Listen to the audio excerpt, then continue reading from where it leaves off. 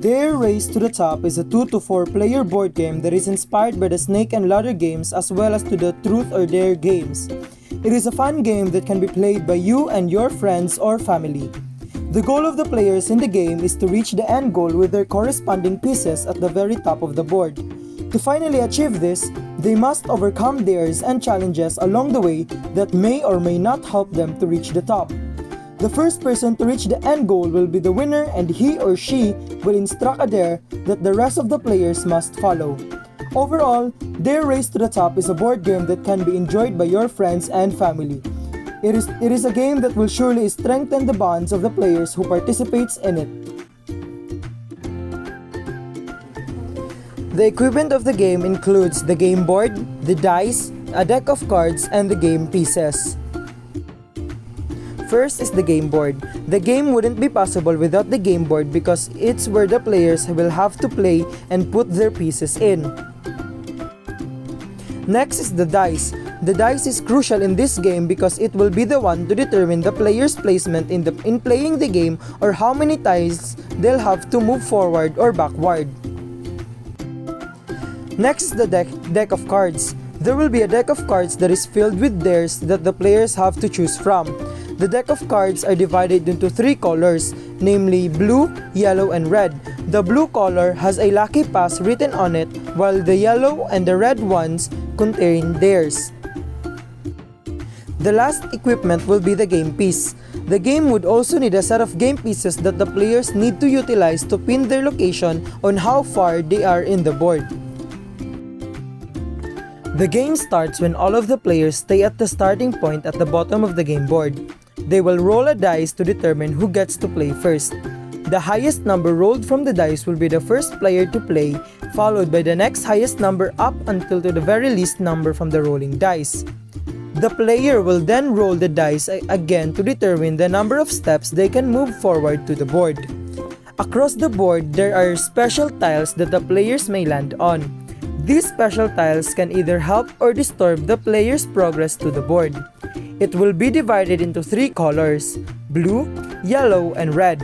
Blue special tiles will be the lucky pass card as it allows the players to pass a dare the next time they get their pieces on a yellow or red tiles. Yellow tiles are the dare tiles as it provides a set of dares that the players have to do in order to move forward in the board. If the dare was not fulfilled, the player will have to roll the dice and the number they will get will be the number of steps they need to take backwards. The red tiles are the danger tiles.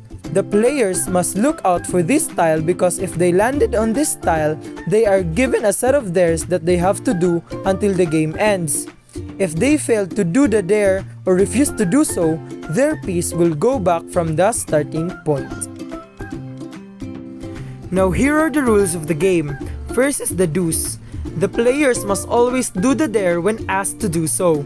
Next, the player must roll a dice at the beginning of the game to know where their placement is when playing. And lastly, the red tiles dare must be followed by the players all throughout the entire game. Now here are the don'ts. First, the players are not allowed to curse other players when playing the game. They must maintain a light and fun atmosphere. And lastly, the players are not allowed to do a dare that may harm other players. The only violation in the game is when the players didn't do their dare. If the players were not able to fulfill their dares, they must follow the right consequences. If the players didn't do their yellow dare, they must roll a dice to know how much tiles they needed to step back. If the players didn't do their red dares, their game piece will be back at the beginning. For the scoring procedure, the game will be scored according to the placement of the players when reaching the end goal. The player with the most points at the end of the 3 rounds will be considered as the winner of the game. The first placer will get 15 points, the second placer will get 10 points, while the third placer gets 5 points and the fourth placer gets 3 points.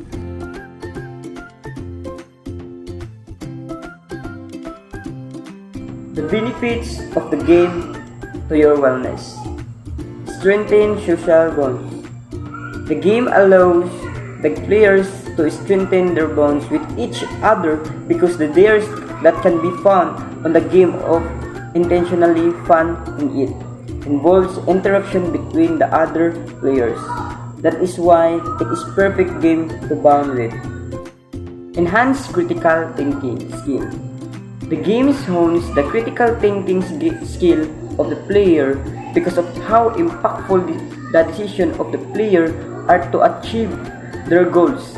Either they do the dare to continue or save themselves from the embarrassment by not doing the dare and suffer from the consequences. Stress reliever. Playing the game can be one of the ways to relieve stress as it is a game that is simple yet entertaining. Enhanced communication skill. The game involves talking with other players. That is why it's important to communicate and work with them.